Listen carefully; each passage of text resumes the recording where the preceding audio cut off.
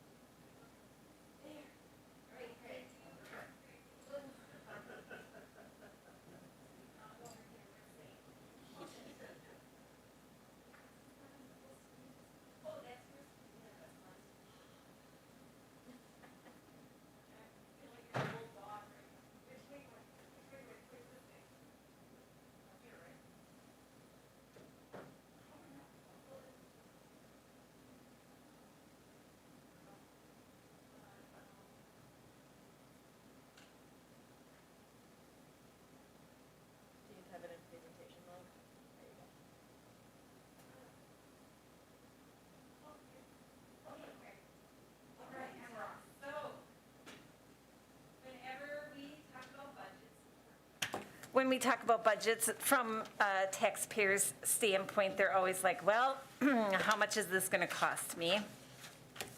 So we'll talk about taxes first and get that out of the way. So this year, our levy is expected to increase $862,209 based on the current year budget. That is a 2.92% increase in the levy. And when you look historically, you can see that this is probably our lowest increase since 2015. So I would say that this is a very successful budget as far as controlling the additional levy dollars that we're relying on to fund our projects and our services. So the general fund is definitely the biggest user of tax dollars. The general fund is where the majority of our city services take place: police, fire, public works, parks, garbage collection.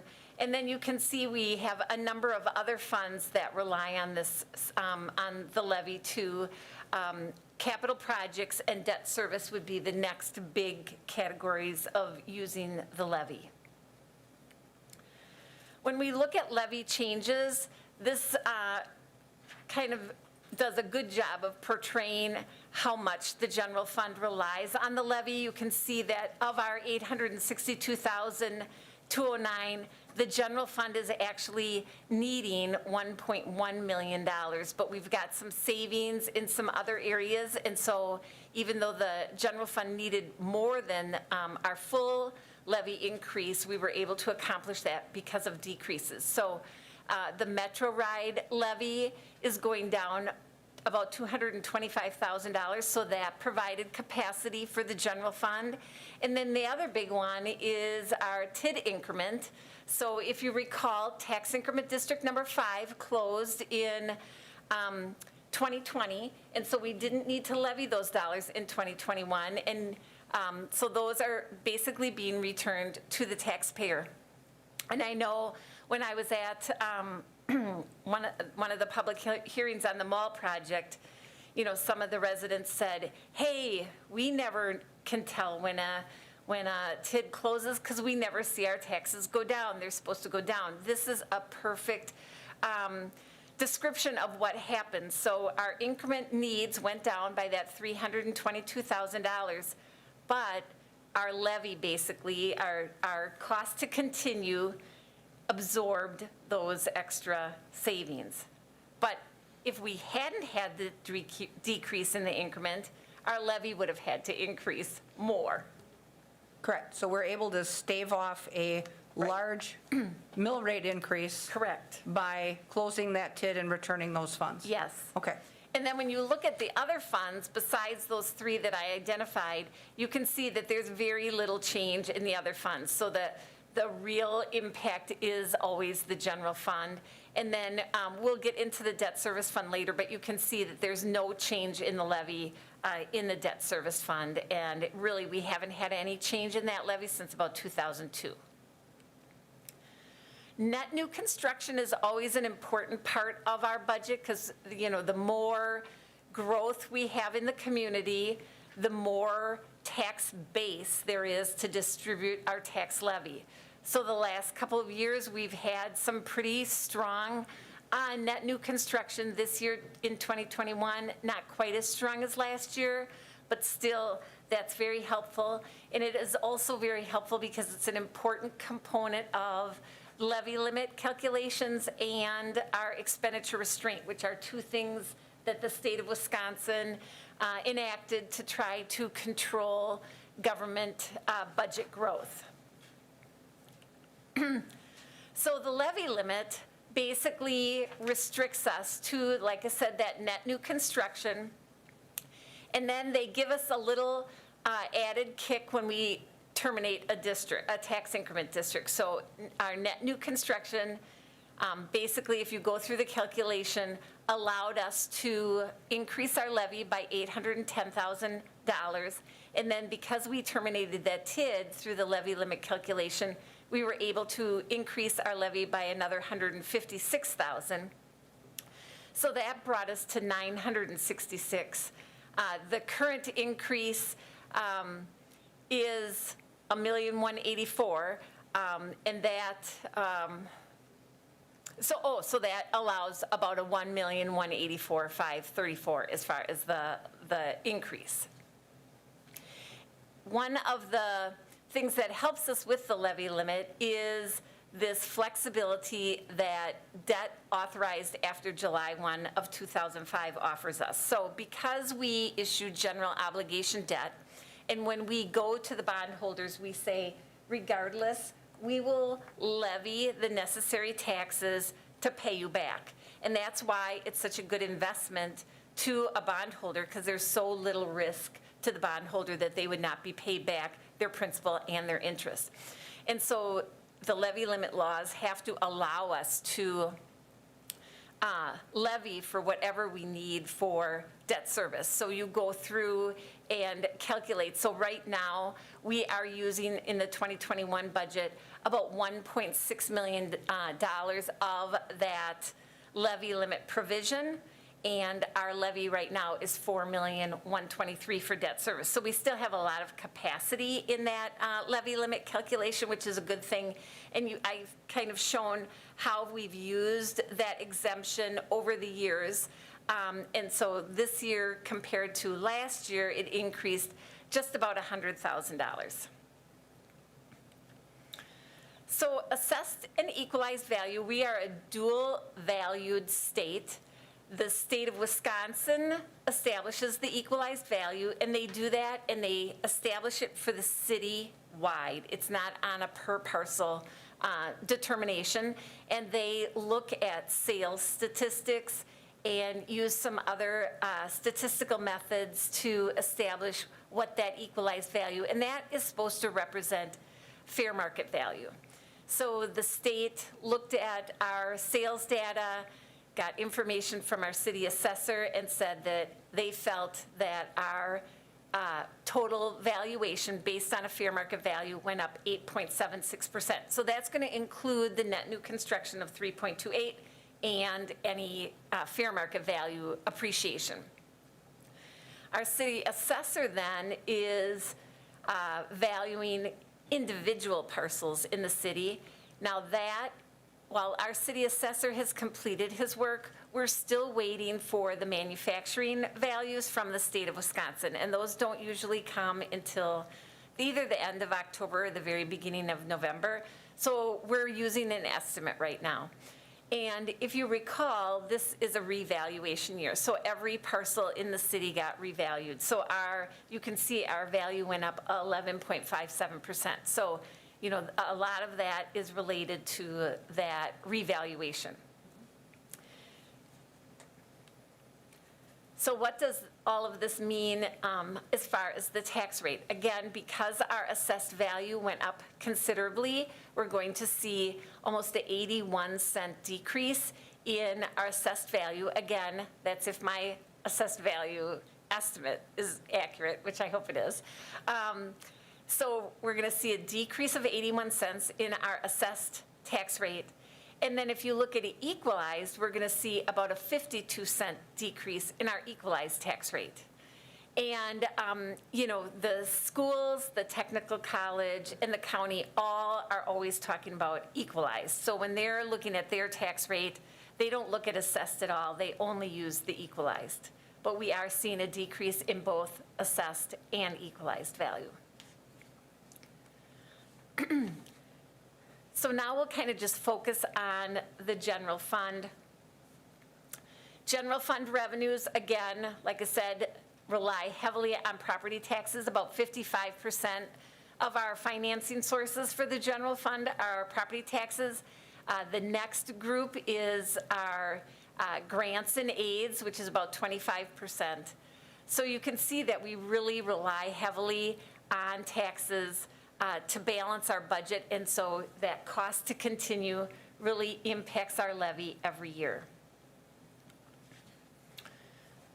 Again, in looking at this in just another format, you can also see that when all of our other revenues really have typically been very stagnant, and so you can see that again, when all of our other revenue sources are stagnant, that 55% of our revenue sources have to make up for the stagnant capacity of all of those other revenues.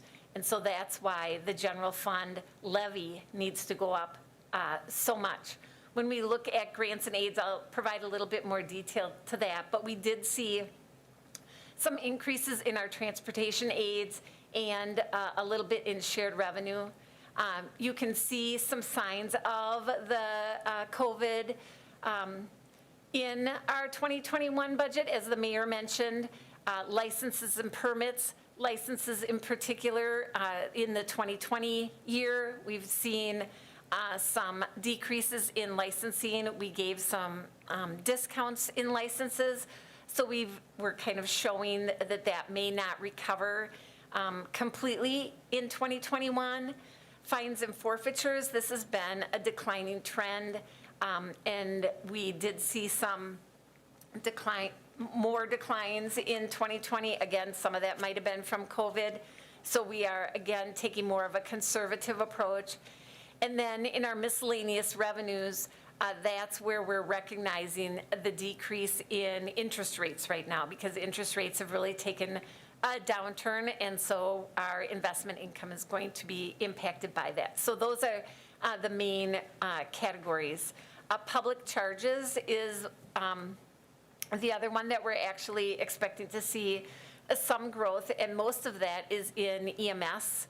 So our EMS billing actually has been performing well for us each year, and so that is one area that we're seeing some growth, and so that's kind of a general fund revenue outlook.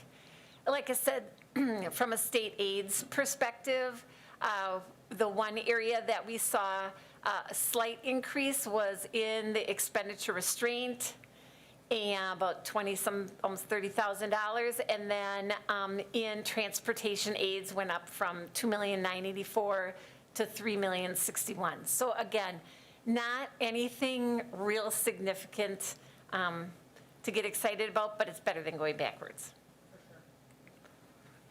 Our budget influences a health insurance increase of 5.5%, union contract increases, salary steps, so those that are in non-union positions have our step progression.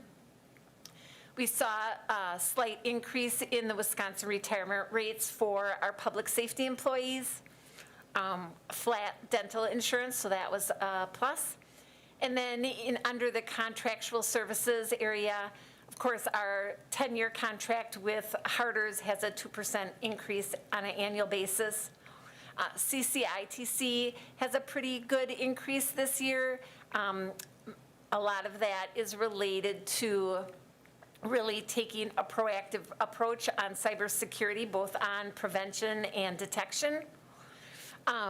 It looks like contracted services went up this year, but it really is just a shift of the crossing guard from being personnel to contracted service. And then we do have $10,000 at the last council meeting. You approved $10,000 for emergency planning. We've put another $10,000 in here in case we want to, extend that for a 2-year period of time to really get a lot done in our emergency planning. And then our Parks Department budget has continued emphasis on battling the emerald ash borer through either treatment or replacing trees. So those are some of the major influences in our general fund expenditure budget. So I kind of talked about the levy limit. So the expenditure restraint, so the levy limit is looking at our levy increases. The expenditure restraint is looking at expenditure increases. And again, it's using net new construction. We only get to use 60% of net new construction and CPI.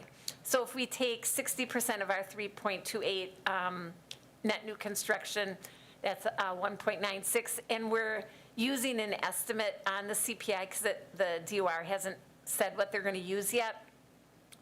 of 1.43, we're looking at about a 3.39% increase. So using that as the calculation, we would be allowed to increase our expenses $1.2 million. Our current increase that's in this budget as presented is $1,205,000. So in addition to looking at the general fund expenditures, so the formula is to look at the general fund expenses, the change, and then you add in the levies of all of the other funds that are relying on the tax levy. So right now, we would have another $44,000 that we could increase the budget. And I know that your supplementals exceed that. There are ways that strategies that we can use to accommodate more spending without having it impact the expenditure restraint. And so if we get into that situation, that would be, I could give you some options, some strategies to use if that is something that you're interested in doing. So when we look at our general fund budget, you can see that we are a service organization because the majority of our expenses are spent on the departments that are actually providing services to our residents. The general government, our administration, is only 11.83% of our spending in the general fund, and that's down from last year where it was a little over 12%. So we're actually seeing our service areas of our budget grow more than administration, and I think, from a taxpayer standpoint, they would feel satisfied with that, because when you're spending money, you want to get a service for that dollar. When we slice our general fund budget in another way by looking at personnel versus contractual services, here again you can see that we are a service organization because 71% of our budget is spent on personnel. The next category is contractual services, which is about 22%. That equates to just shy of $8 million on contractual services. If we look at how we spend that $8 million on contractual services, some of our big categories are motor pool. So our motor pool, the purchasing of all of our vehicles and equipment that we use for streets, police, fire, as well as their fueling, their maintenance, take place in the motor pool fund, and then those departments are billed either an hourly or per mile rate to use those pieces of vehicle, or to use those vehicles. So we're basically charging ourselves for that use. So that is about 70% of that $8 million, or 71% of that $8 million goes to reimbursing the motor pool. Utilities is about 2.7. The curbside refuse collection, CCITC, snow removal, those are some of the major categories. In the other category would be like our contractual services for our EMS billing. There's a number of other things, but just to give an idea how we're spending those contractual services dollars.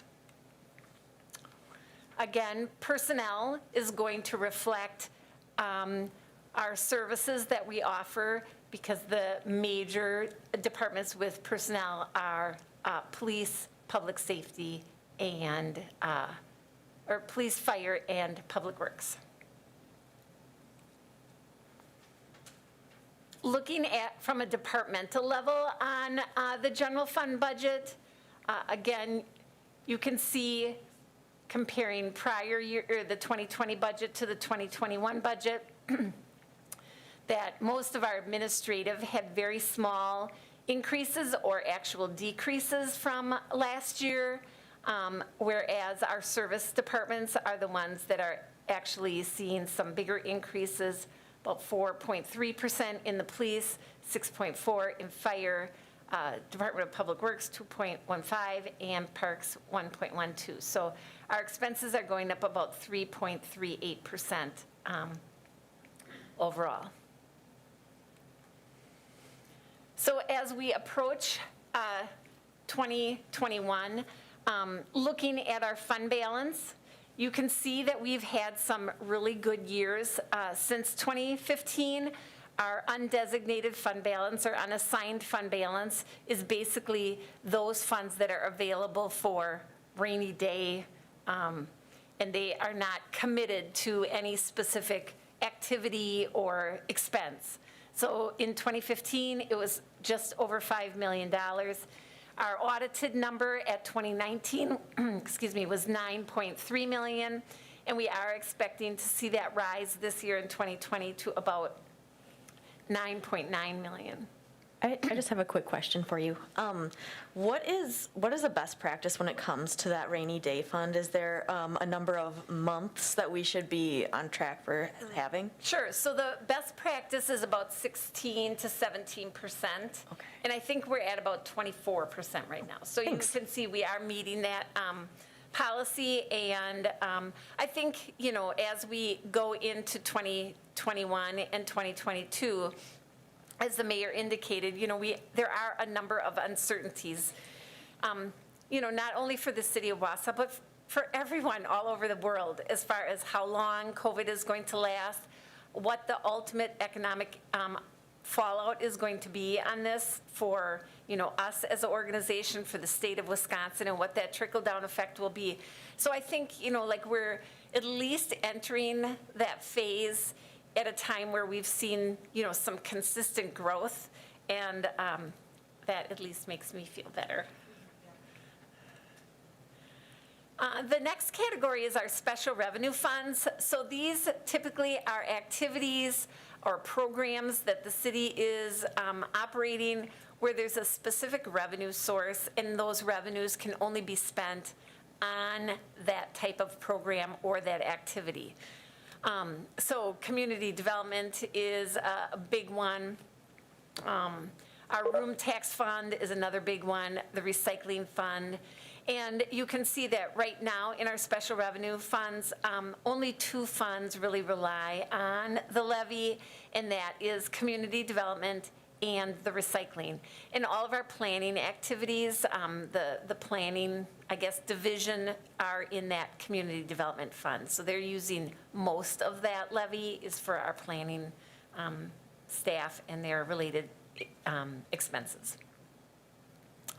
And in addition, in that recycling fund, in addition to curbside pickup of recycling, also is yard waste collection at 400 Myron Street, as well as leaf pickup. Room tax is its own separate fund. This is one area that we've seen, you know, some dramatic changes because of COVID. Typically, we were ranging just shy of $1 million. Right now, my projection is, you know, that will be about half of that this year, or in 2021. So the legislature adopted rules that said that the city could only retain a portion of its room tax, and it's either it's the greater of 30% of your room tax, or you go back to a certain year and look at what you collected or retained in that certain year. So for fiscal year 2021, we do a look back to 2010 and see how much of our room tax we retained in 2010, and that was $444,000. And then that look back basically is fixed now, that the city will only be able to retain $444,000 basically until eternity. In preparing the budget, basically I followed past practice of funding the continuing appropriation organizations, transferring to the general fund, and then transferring the balance of the amount that we can retain is used for park staffing and contributions to the 400 block fund, which we really have been kind of using for the 400 block and River Life, because we looked at those two facilities and we said that those were, you know, really tourism drivers. So we are using some of our room tax for that as well. So this year, right now, when I did this projection for the Room Tax Commission back in August, I thought maybe we were running about $457,000 in room tax. I think it will come in closer to $500,000, but any surplus that we have at the end of the year basically will belong to the Tourism Commission because we allocated our maximum amount when we did our 2020 budget. So if room tax was $457,000, like I had contemplated back in August, the Tourism Commission would have just shy of $100,000 at the end of 2020 that could be used for Convention and Visitor Bureau funding or any other funding that the Room Tax Commission chooses. Oh, this is in the wrong place. We kind of covered this TID 5 closure already. Okay, hold on one second.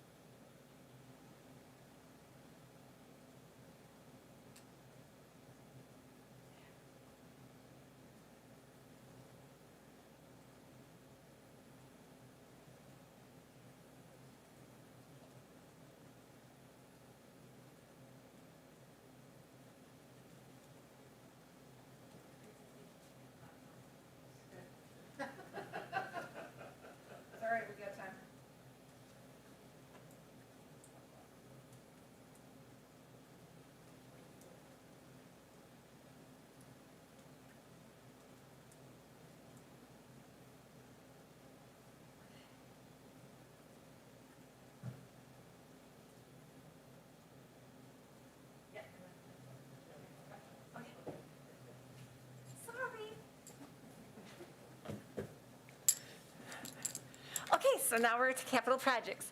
So our capital projects fund is $4,295,499. The infrastructure, again, is taking up the lion's share of that at $2,767,000. That's where we do all of our street work.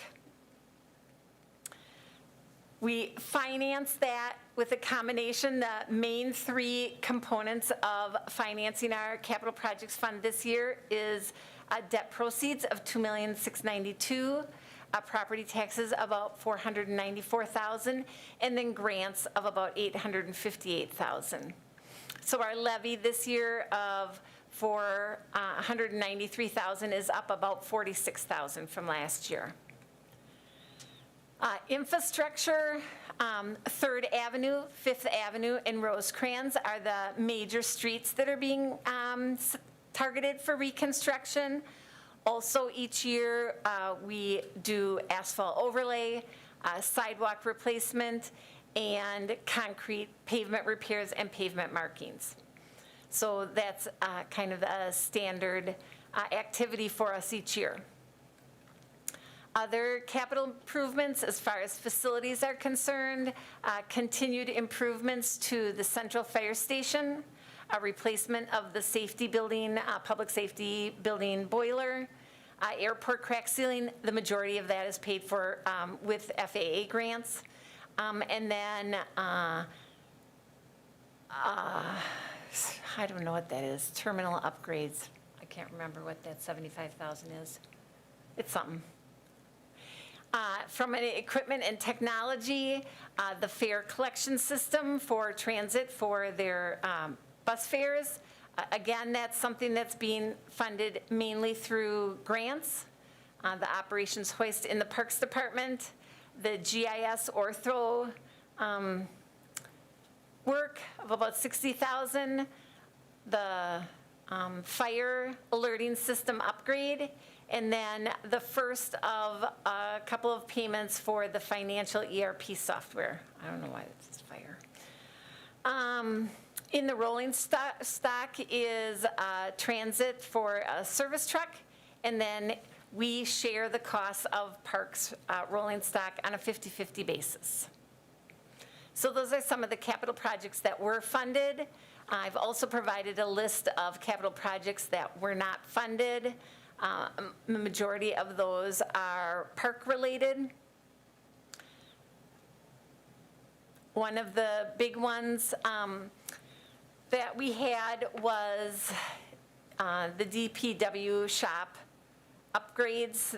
There's the vision to do a total reconstruction of some of the DPW shop, and we put that off because we wanted to put together a complete financial plan for that, and so we'll be doing that in 2021 and looking at it, similar to how we did the fire station.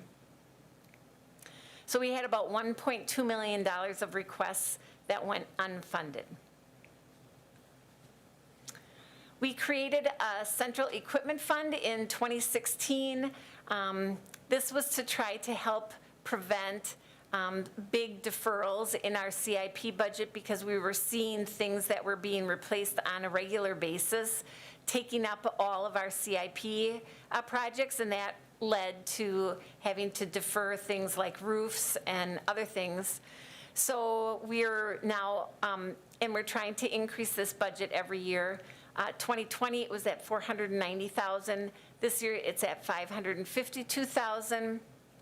The biggest area of increase is in the police budget. That went up from 119 to 161. And then I did put a category of transportation because we do see the Public Works Department needing some equipment, like the surveyors use robotic surveying equipment. And my goal is, because we'll see this GIS come up on a regular basis where they have to do the flyovers, and if we can contribute a little each year, then that won't have to compete in the CIP anymore either. So I placed $20,000 in there for transportation. So those were the two areas that saw increases this year. Well, and I think that's an important progression. I think that we are heading in the right direction on that because, you know, in the past, you would have items that were, you know, of critical need or were critical pieces of safety equipment competing with, like Mary Ann said, a roof or a concrete repair. And, you know, those two things, there's hands down, there's almost no competition between them. And so critical equipment that has a finite lifespan, like breathing apparatus for the fire department and things like that, roughly you know when that stuff's going to expire, but in the years when they do expire, and they all kind of come up at the same time, that eats up your entire budget, and then you are left sitting with, facilities that are in need but not getting what they need. So this fund has really relieved that a lot. Yes, I think it really has. Huge. So then we move on to our tax increment districts. I'll go through these. TID 3, one of the things I'd like to say about the tax increment districts, I know, like the past four years maybe, we really have been doing a lot of city projects in our tax increment districts. We had the expenditure period in TID 6 end this year in 2020, and TID 7 is ending January of 2021. And so you're really going to see a big change in the amount of activity taking place in the TIDs in this budget.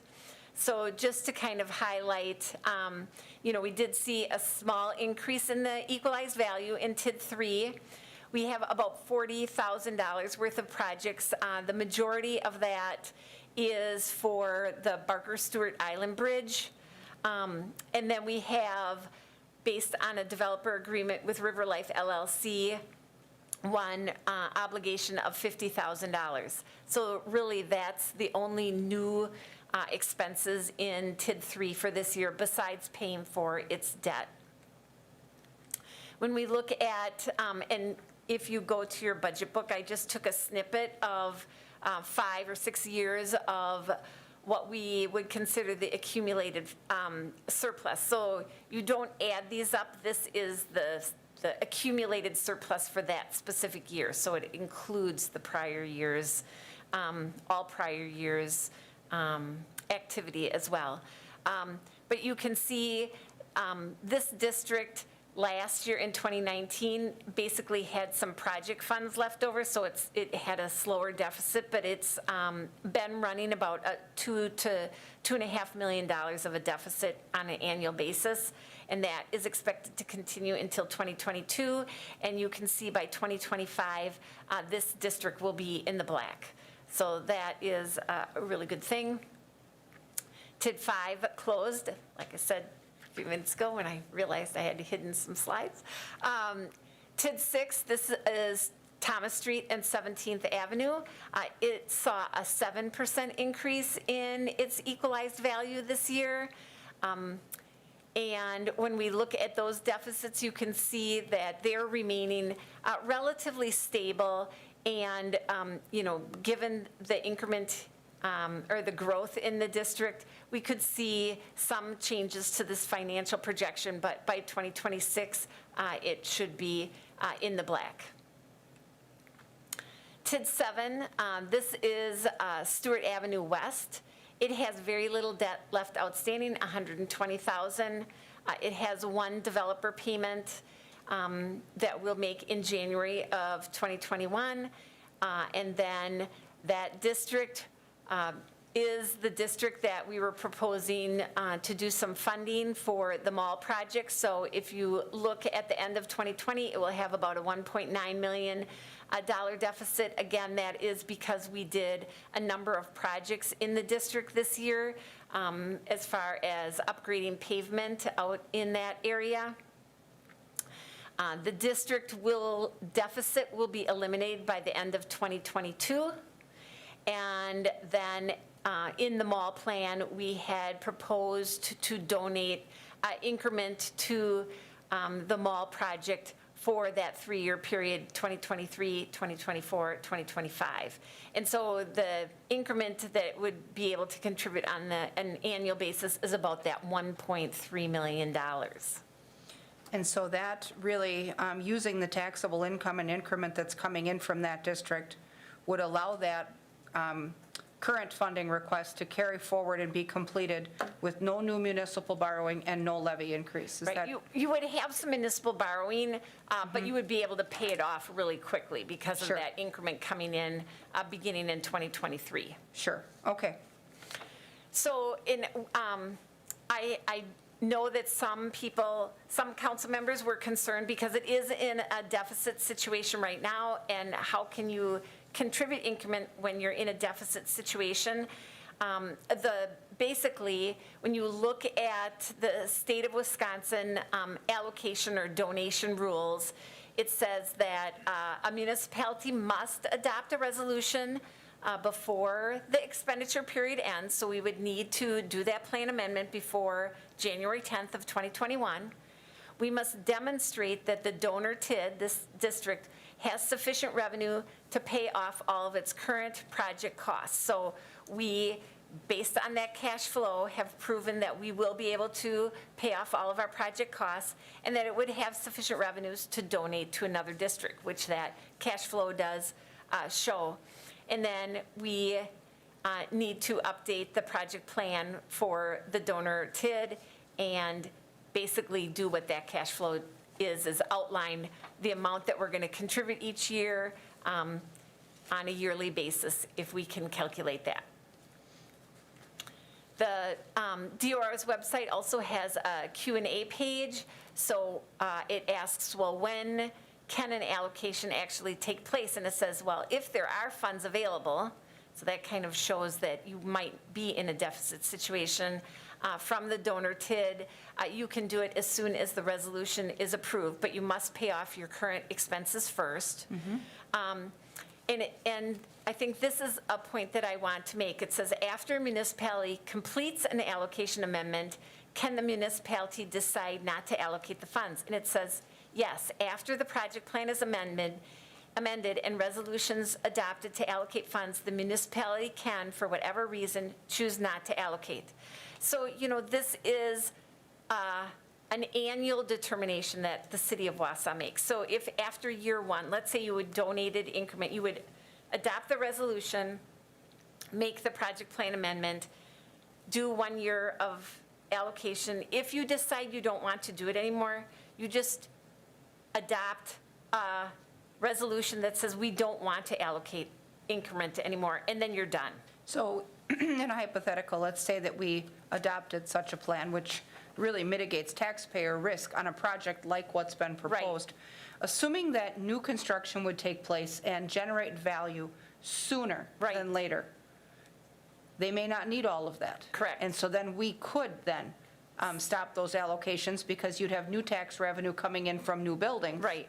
Where you wouldn't need this money anymore. Is that correct? Yes, that's correct. Okay. So after year one, after year two, whenever you chose as a body to terminate those allocations, you have the power to do that. Well, and it's good, because then year by year, we can survey too, I mean, assuming that we would approve the project, what the value looks like out there and what the forward progression of private sector investments look like as well. Right. And if that's really positive, like it's been forecast, we would not need to use this many years. Correct. Really. So, okay. And so then I did check with our financial advisor. This is kind of just an email between, and, when we read the statute, it says that the allocation of positive increment from the donor district to one or more recipient districts cannot be made unless the donor district has first satisfied all of its current year debt service and project obligations. While it says that, it doesn't say that you cannot create a district if you're in a current deficit situation. So, and he gives an example of a district that he worked on that actually was in a very similar, they actually had no revenues yet, and they got to approve a donation before the district was even making revenues. Okay. And they were in a red. So, we have verified that from a legality point of view, we are headed down the right track if this is what council wants. Does the tax increment projection that we see in TID 7 include, is it just as the district sits today in terms of value, or is it contemplating any further new construction that might happen in TID 7? Yeah, I did increase in 2023 by a couple $100,000 in talking to Rick Again, because the surgical center wasn't complete. Right. So I gave some credit for that in future years. Okay. We have a question coming in from Alder Ryan. Oh, okay. Let's go ahead and, Deb, do you want to go ahead and ask your question?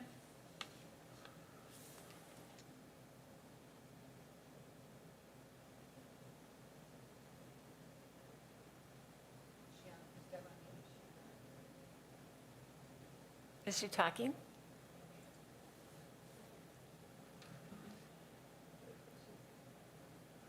Deb, we're having trouble hearing you. Deb, check and see if your mic is muted.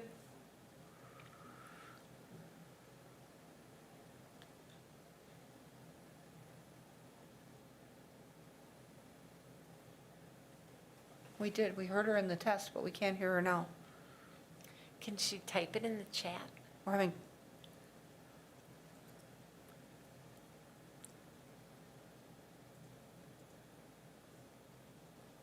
checking.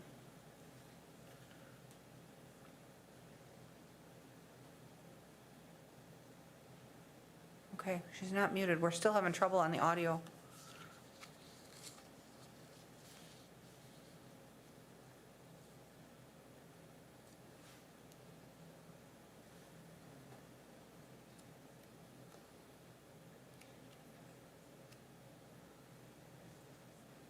Okay, let's take a look and see if she's got some text in the chat box.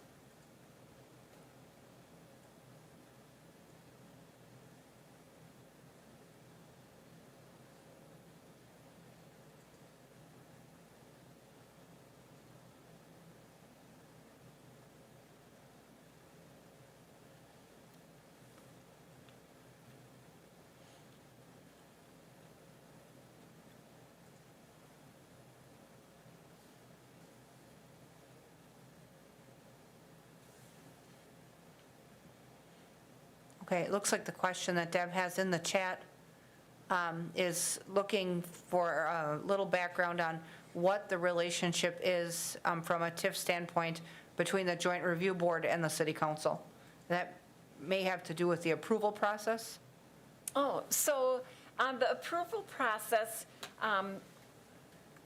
goes like this. You have initial joint review board meeting, and then you schedule a plan commission. So the plan commission conducts a public hearing on the project plan amendment. And then once the plan commission has conducted that public hearing, they make a recommendation based on the statutes to the Common Council to approve the plan or disapprove of it. I mean, they wouldn't have to approve it. And then that would go to Common Council for consideration. And then once the Common Council approves it, it goes to the Joint Review Board for their approval. And then once they approve it, basically the plan is amended. Okay, so that really then, I guess from a council and finance committee standpoint, going through that process would lay the groundwork for at least having the plan amendment, because we've got a deadline of January 10th, would at least have the plan amendment process underway so that you could use that funding mechanism if you so chose. But certainly going through that process is not, absolutely not, a final blessing and a final approval to that mall plan. Correct. So, they can go through and right up until the 11th hour decide, well, we don't want to fund that in our budget or whatever. But I think if they miss the boat on the timeline, though, for getting that TID 7 process approved, that is the plan really that protects the taxpayer from financial risk versus trying to move forward on any mall project if they want to later using other funding tools. Right. So I think that it bears emphasis that we as a finance committee, if we decide that we want to begin that process and move forward with a timeline that wraps up before year end so that we can meet those deadlines, we'll have to really be clear that we want to kick that process off and move it forward. It certainly doesn't obligate the council to spend the money, but it does eliminate us being frozen out from that opportunity by letting the window of time that's available to us close. Right. So, And really, you're not going to actually do the donation until 2023. So, So we'd have the process complete, but then we would sit on that right. potential for 2 years, Right. basically. Okay. Covered that. So now we're to tax increment district number 8, which is on the west side downtown. This district, again, no new project costs. We're just funding our obligations for developer payments. So the budget reflects $450,000 to low-grade development, $45,000 to 1401 Elm Street LLC, the second of the 7 payments to WAS, because we're working under that development agreement right now, and then $45,000 to TFBMI, that's basically Sherrills. So those are the outstanding development obligations that we have that we would fund out of TID 8. And this district saw a slight decrease in its equalized value this year. Is that based on the demolition of the Plaza Hotel? Or- Oh, yeah, it was probably Mountain Lanes. Oh, okay. So we tore a building down that was paying taxes Yeah. to make way for one that will again, but, Right. okay.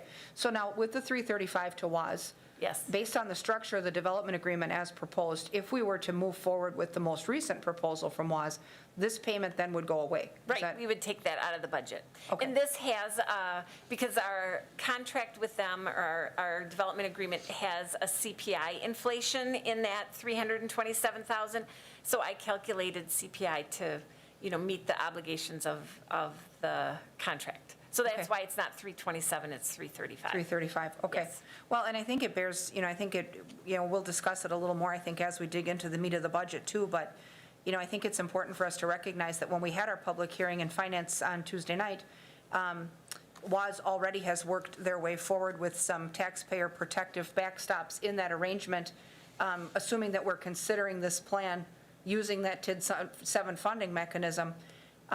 Based on their first presentation and their original request, they spent a decent amount of time in conference with our staff team and with the mayor, all of whom demanded additional backstops and taxpayer protections to move that project forward. And so inserting those into the deal certainly does make that a safer investment for us to make versus the original proposal, which included a lot of non-repayment type features. And so that does seem to be a positive, especially if this payment goes away in TID 8. So huge shout out to you guys for demanding better financials of that proposal, so. This projected surplus shows us making those annual payments to WAS in TID 8. Of course, there's no development that would offset those payments, those 7 payments. So that's why you're seeing the increasing levy requirement here in TID 8. Again, if we do enter into the new agreement, we would look to donate to TID 12, that TID 7 increment, and we would, after the demolition occurred, we would amend the district to put the mall property in there, so as new development occurred, we would get increment into the district as well. Well, and I think that, assuming we were to move forward as a body, getting rid of those future payments to WAS out of TID 8 would really help TID 8 perform better. I mean, Yes. we would Oh, just, yeah. that it really Yes. does stop that underwater, or work hard to stop that underwater situation in TID 8. Absolutely. TID 9 is the Bull Fall Brewery. Again, very limited amount of outstanding debt, $180,000. It saw a slight increase, 2.71% interest increase in its equalized value. This district has been kind of maintaining this small deficit.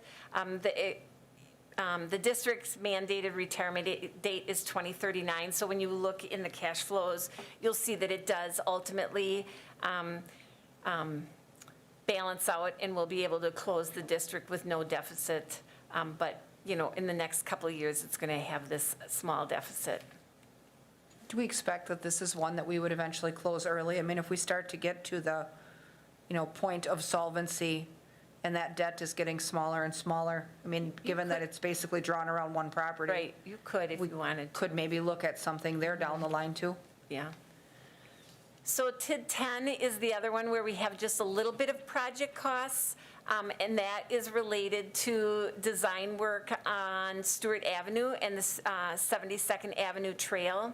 So the Stewart Avenue is a DOT project.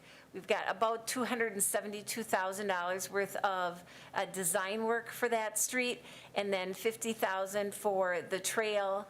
The actual project, which would be a DOT project, is slated for 2024. Here again, this district saw a slight increase, 3.52% in its equalized value. And when you look at the cash flow here, you can see that this district is, performing at mostly in the black. And those deficits or calculations include the Stewart Avenue project taking place in 2024. So even once that project takes place, we'll still have slight balances in the district. TID 11, which is our business campus expansion area. This has a developer payment to Great Lakes Cheese of $785,000 and just a small capital outlay of $50,000. This would basically just be a placeholder in case we encounter something that, needs wrapping up out there. This saw, again, an increase of 3.56% in the equalized value. And this district, again, is, operating, I would say pretty well in the black or with these small little deficits. So, and this though also contemplates no new construction with the land that's left out there, right? I mean, we Correct. still have some Yeah, land left. I've not anticipated new construction. Right, so assuming over the next few years, if additional projects come forward out there that want the remainder of that land. Correct. Or a good chunk of it, we'd have some improvements there as well. Right. TID 12 is in the downtown. Just two developer payments, a small one to Mackendon, $7,500, and then the Barrel House loan of $350,000. A small increase in its equalized value of 0.22%.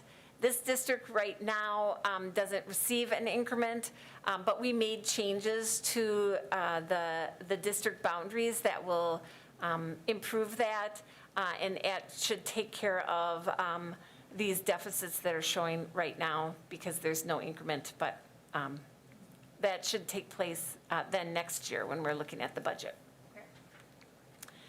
The debt service fund, as I said, the levy has been stable since 2002.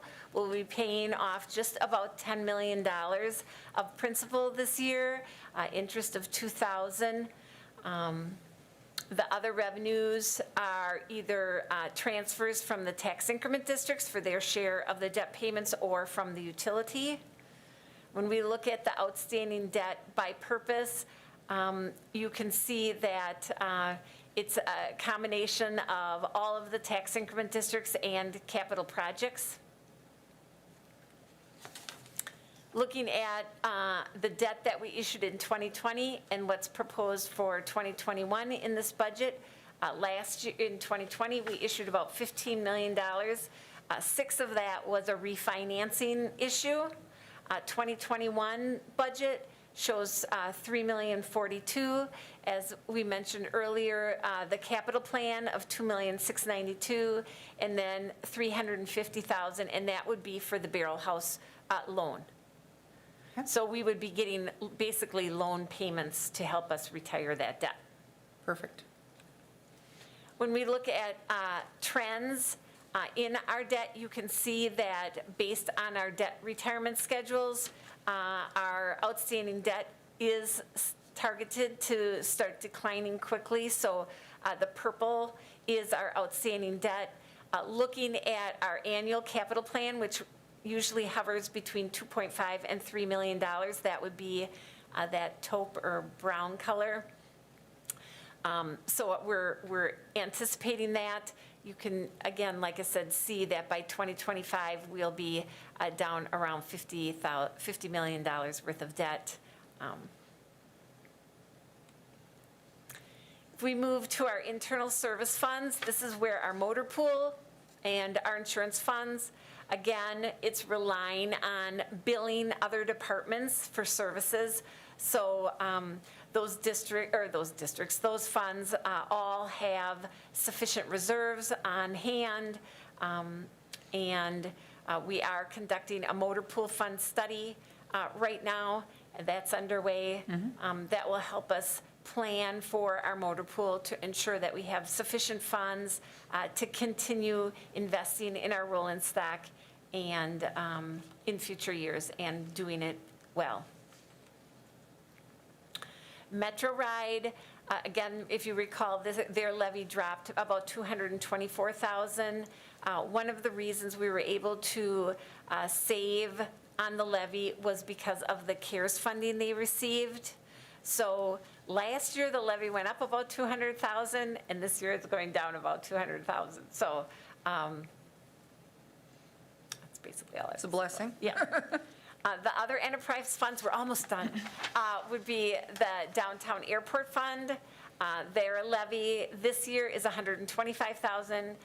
Next year, $145,000. Again, just trying to make sure that we have sufficient funds there to do maintenance on the facilities. The parking fund, $727,000 of expenses, levy of $150,000. The levy last year was $105,000, or this year, 2020, is $105,000. This is another area we're really going to have to do some management, because we are seeing some major declines in parking revenues with some of the shift to remote working, as well as declines in the mall. Animal control, expenses of $229,000, levy of $45,000.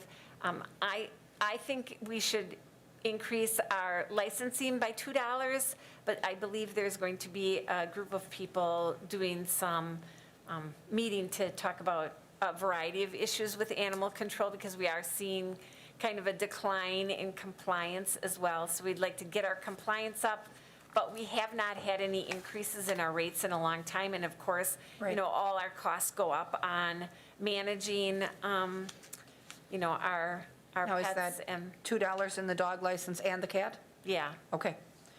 Yeah, that's one thing. We are going to have an internal meeting coming up here, just to talk about the effectiveness of pet licensing compliance and really what we can do to bring our A game. Now, when we first started, before we had an animal control officer, our pet licensing compliance was abysmal. And it was, I want to say something like 10 or 20%. And so upon bringing her on board, and she was able to do some robust follow-up with people who either got new pets from the Humane Society or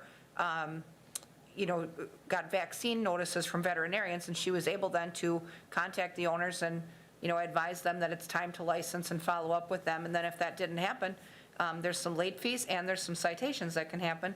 And so all of that revenue comes in to support that fund. And so we're going to, I think, just talk about where we're at with that and see if we can find a way to get that robust activity back again and maybe get better compliance, because we've kind of slipped back. So, And then water and sewer are the last ones. Of course, these are managed by the commission, but they are both showing some reasonable profits in their 2021 projection, about $700,000 profit for the water, and about the same for the wastewater. And so then, as far as, we've gone through this slide every year, what we deal with from increasing service demands, really our residents want more from us all the time. And from a revenue standpoint, we have stagnant state aids, kind of a lack of diversity in our revenue sources. We don't really see any real growth in our fees. So we have this need to increase costs and really a struggle in finding new revenues. And then, of course, this year, COVID is another influence in the budget, and perhaps in 2022's budget Well, as and well. I think it bears pointing out under that revenue section, you'll see that final bullet point that says direct legislation. That direct legislation is a provision that was passed a number of years ago, I want to say maybe 12 to 14 years ago, that requires any new fees or charges to go to referendum. And, the time frame with which we have to maintain that direct legislation active has long passed. And so the council, this committee could recommend to the council, and the council could supplement or then subsequently vote to remove that provision. And that provision really has hamstrung our ability to relieve some of the charges that are really ramping up the levy. And so stormwater and refuse are grade A examples. So we put out a referendum a few years ago asking people if they wanted to remove garbage collection from the tax levy and make it a separate charge. That really would have leveled things out, so every household in town pays like $35 a year to get rid of garbage. They didn't understand that, and people voted no. Realizing later, if they had understood it, they might have voted yes, because now they pay their cost of their garbage removal based on the value of their home. So if a high-valued home produces the same amount of garbage as a low-valued home, the higher-valued home pays 10 times as much to get rid of the same amount of garbage. And so that really is not a fair distribution of the service. Stormwater is the same thing. Homeowners really are paying the freight for a lot of commercial properties that have massive asphalt parking lots, and those places are not paying their fair share because we failed to create a stormwater utility. And I think both of those things would have positive influence on our mill rate and, put us in a situation where we are getting to be more apples and apples with our neighboring municipalities. So when people look at our neighbors and say, well, things in Weston are pretty cheap for taxes. Well, they are because they have separate charges for refuse. And, communities that have a stormwater utility, and even a transportation utility can spread those costs out among the masses and not just leave them levy dependent. And so I think we really need to, and we've talked about it the last 2 years, we really need to find out as a council if we have the mettle within ourselves to remove that provision, because it really, really is creating havoc with our mill rate. And, I think homeowners don't realize that, but their mill rate is staying high partly because of that. And it was a well-intentioned piece of direct legislation intended to protect the taxpayer, but in some cases financially it does the exact opposite.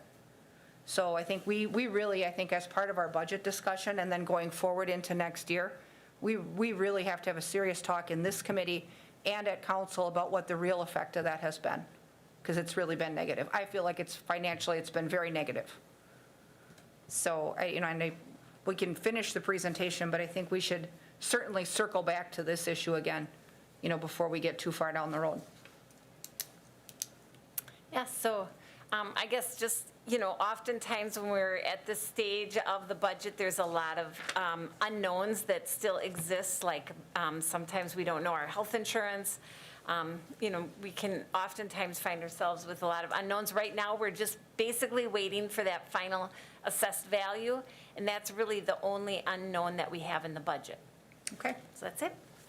all right. So Sorry, committee members, any questions on the PowerPoint for Mary Ann?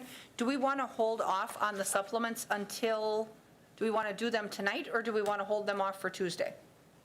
Well, we have departments here. Okay, If you, we have some time. If we want to just Sure. walk through the There's not very supplements. many There of aren't, them. there are not many supplements. So if we have the department heads available to just kind of come up and walk us through their supplements a little bit, then we could perhaps over the weekend get going on scoring those. Because we've got a scoring matrix in the back of the packet. Okay, and we've got a couple questions coming in from Alder Ryan.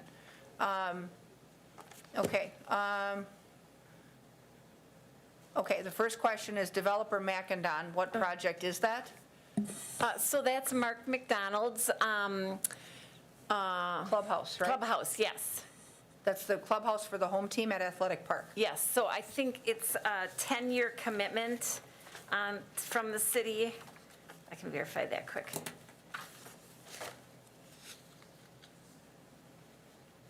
10 years, a payment equal to 75% of his taxes in an amount not to exceed $95,000 in total. Okay. So the maximum amount we'll pay over that 10 years is $95,000. Okay, and that's been actually going on for a number of years Yeah, I already, think right? this It's is maybe the to the half- third year, maybe. I was going to say third or fourth. It's got to be Yeah. approaching the halfway point about. Yeah. Okay, another question is, any plans to reduce the 2021 budget from unspent funds from 2020 due to COVID canceled activities and payroll and fringe benefit savings? So I guess, from best practices, if you wanted to use some of your surplus from, not having events, my recommendation would be that you would use that for capital, to increase, maybe mark some more things off of your deferred list, because, that would be considered a one-time revenue. And typically, best practices are you do not take a one-time revenue and use it to fund ongoing expenses. So if you used it for capital, that would be a one-time revenue against a one-time expense. If you used it to, let's say, decrease the levy and, not levy as much, then the following year, you're going to have to recover that plus your inflation for the 2022 budget. And we tried that, I want to say 1 year, and it was maybe sometime between 2012 and 2014, to hold that mill rate increase to like 1% or whatever, and we did kind of a Band-Aid fix like that, and it really did bite us in the second year, because then your cost to continue is not only the same or more, but the amount of levy increase that you need is way worse. And so, rather than having a kind of a level line that taxpayers see and feel, you have a little, you either have no increase or you have a little step down, and then you have a spike up. And that was proved out to be difficult for us in those years, I think. And I think that, I do worry about 2022 and how the state of Wisconsin is going to fare. Historically, the state legislature, when they have budget problems, solves it through, reducing shared revenues. And so, by having a healthy fund balance, we at least could, take care of some of that problem when it came around in 2022. If we spend it this year in the 2021 budget, then it won't be available for us in 2022 when we may need it. That's true, and then even going back to the capital list, I mean, assuming, and, we often do try to get more things done on the list that our residents can see, feel, and appreciate, because they're things that'll stand the test of time rather than just using them for operating cost reduction. But even if we would opt not to do that this year and hold that either in contingency or in fund balance reserve, knowing that we may have to pour it forward in a future year, that may be a pretty pragmatic decision for us too, so. Well, I think the other thing, the council had said that they wanted us, if we were generating profits, to use about $350,000 of our profit each year to seal coat the streets, right? Seal coat, I think is the right term. Right. The streets. And we didn't do that we had a profit in 2020, or in 2019. We didn't do that in 2020 because, COVID hit, and again, we just didn't know what was going to happen, and so we were a little hesitant to spend that money in 2020. Because we just, there was so much uncertainty at the beginning of the year. And so we didn't do that in the 2020, so that's kind of out there as well. Deb brings up a valid point in the chat also, and this was something that came up in SISM. We had added to the budget a planned sidewalk from Elm to 14th Avenue from Elm to Callan, because we really wanted to fill in a gap in sidewalk between that area in the event that we had kids walking to John Muir from those new residential developments, not knowing yet who's going to move in there. We thought we'd be proactive. Came to find out that all of the neighbors up there hate the idea. They, A, don't want to take care of it, and B, they don't want to be assessed for it. And so separate from that, they would rather have the trees that are along that area that would have to be removed to take this sidewalk into account. They want that left to kind of screen that new project. And so we did commit, rather than going back to SISM a second time, that we would, as a finance committee, pull that project out. So that will be a $25,000 savings. Okay. And so we can, I mean, even with, as we delve into the project, we can already plan to just take that out. Sure. That's not even a matter of voting yes or no on that. But did SISM also want a different sidewalk put in by Brockmeyer Park then? That isn't in the budget? Was there one to swap with? Okay. Yeah, I thought, because remember you sent me that email and, you know, Oh, right. And so Yeah. SISM did approve that, a Right. stretch of sidewalk along Brockmeyer. yeah, so And- we could use these dollars to do that because We that's certainly not in could. the budget anywhere.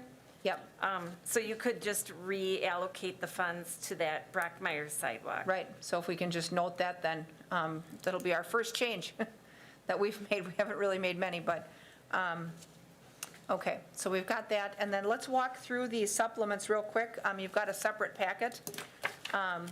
These are supplemental requests. These are requests from within the departments for new spending. This is where new equipment, new staff, added things come from. And then we rank and score those and determine, how much of it, if any, we can afford. And you'll see on the side of the worksheet there, in that shaded bar, estimated assessed rate impact, those fractional cents and whatever that you see there, that's the impact on your total mill rate to do that project. So for each one you approve, we have to add that to that tax rate that we showed a few slides ago. Let's walk through, I guess, first, let's see here. So we've got, let's see, we've got one from assessment. Do we have Rick on WebEx? I don't think he's on. Okay, if not, we can catch up with him later as well. Yes. It's for one FTE. He needs to add a property appraiser.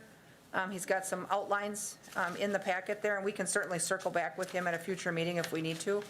Let's see, we also have a couple of requests from parks, not a ton. An updated recreation plan. I think that's something that, yep, comes up every 5 years. And then a recreation supervisor. Do we have Jamie on WebEx at all?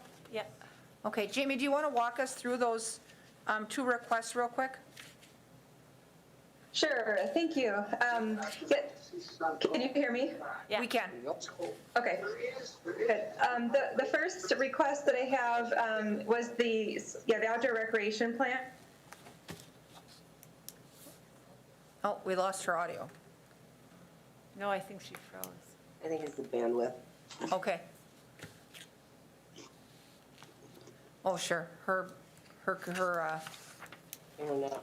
she's frozen, or freezing.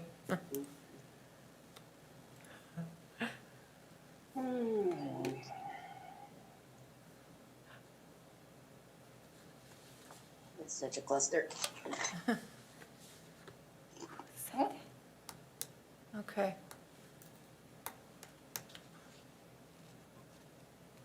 Jamie, can you hear us? Yeah. Yes. I'm gonna.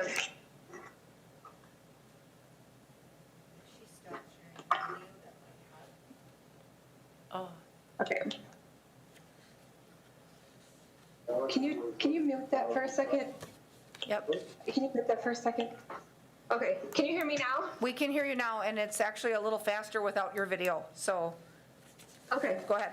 I will take that. I moved in my house too, so that may help also.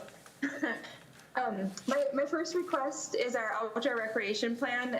Our current plan that we have is 2017 through 2021. So this is just looking ahead that if we can do an update to the plan throughout 2021, add anything new so that we get our inventory Hey, Jeff. up to where it should be and our plans where. Okay? Jeff? Tracy. And my second one is something that's kind of come up recently. We're going to have a retirement in our department of our recreation superintendent. And with that, and with this summer kind of going through all of the COVID protocols and just seeing the demands on time and knowing kind of the history too of what our recreation superintendent did, it's really a one-person show in our department. And that position is funded 80% by the city and 20% by the county. But their main job is the pools, the splash pad, and all of the summer recreation programs. When I was hired, one of the goals of both the city and of the county that I was told when I was hired was to try to increase our recreation program offerings. And with the demands of the 3 pools and the splash pad in the summer, that's very hard for one person to do. So this request is we'll revamp the superintendent position a little bit with this retirement, and then the request is to add another FTE that would be specifically aquatics, to expand our aquatics program in the summer and increase hopefully the revenue from the pools, but also expand the aquatics program year-round. This would be 0.6 funded by the city and 0.4 funded by the county, so it would be a shared position as well. But that's the goal, is to, each time we have a retirement, look at our services and how we can enhance them. And this position, even though I do have it for a 0.6 for all of 2021, it's highly likely that we wouldn't hire this person until maybe, if approved, maybe April or May, because our retirement is happening in April or in March, and I would like that person who might oversee this position to hire that person and really set what those expectations are. So it may be a mid-year hire if approved for this year. Okay. Is it in the county's budget, Jamie? It is not yet, no. When I talked with our county administrator about it, he said he didn't want to, because our requests for the county have to be in usually by April, and this retirement just came about in the last month or so when we found out that our superintendent was retiring. So I have talked to him about it. He is supportive, but it would still have to go through that process as well. But he did not want that to go through that process until January, after this year's budget was finalized, because of the process of when we have to request new positions. Okay. All right, so those, it looks like that's both of the projects from Parks. Does anybody have questions for Jamie about either one of those requests? And her write-up is in the packets as well when we go to score these things. We also have 4 requests from the police department, where we have the chief and the deputy chief here. If you guys want to come up and just walk us through these 4. And it looks like we have mental health evaluation, physical therapy, athletic training, a social media videographer, and special event staff. Hey, good evening. Thanks for having us here tonight. We do have the 4 supplemental budget requests. A couple of them I think probably look familiar to you.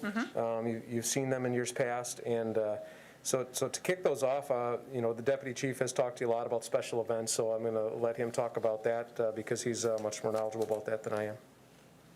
Okay. Good evening. During the last fiscal year, we evaluated our special events, and Wausau is a very fortunate community in that we're the place that has the special events, and the goal every year for everyone putting on a special event is to be bigger and better than the year before. And it really came to light for us when at one of the balloon rallies down at the airport, when we knew what staff we had down there, and it was totally inadequate for the sheer number of people that came out and participated in that event. And so that became a project where we started researching what is the appropriate amount of emergency personnel, law enforcement at these events.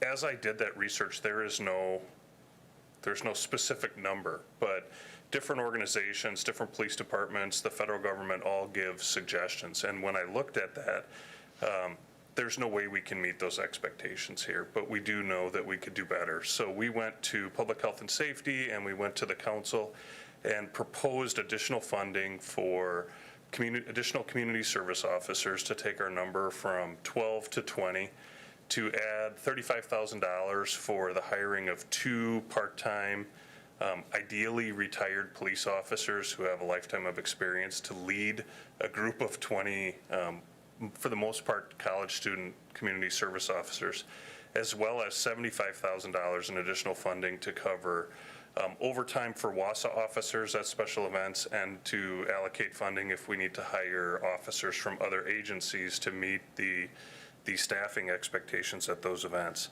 At that time, that was approved by this council. I believed we used maybe some carryover funding or funding from outside the normal budgeting process.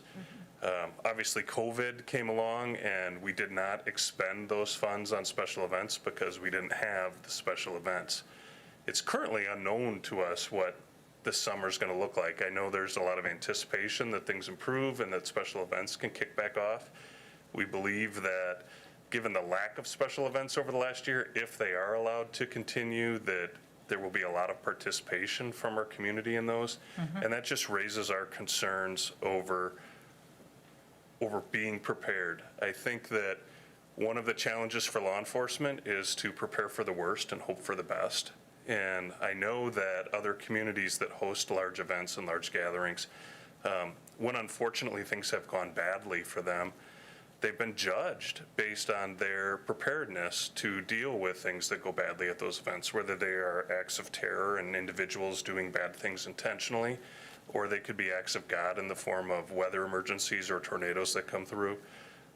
Or it could be a medical emergency and our ability to respond to that and get through those crowds and get compliance. So those are all concerns we've taken into account.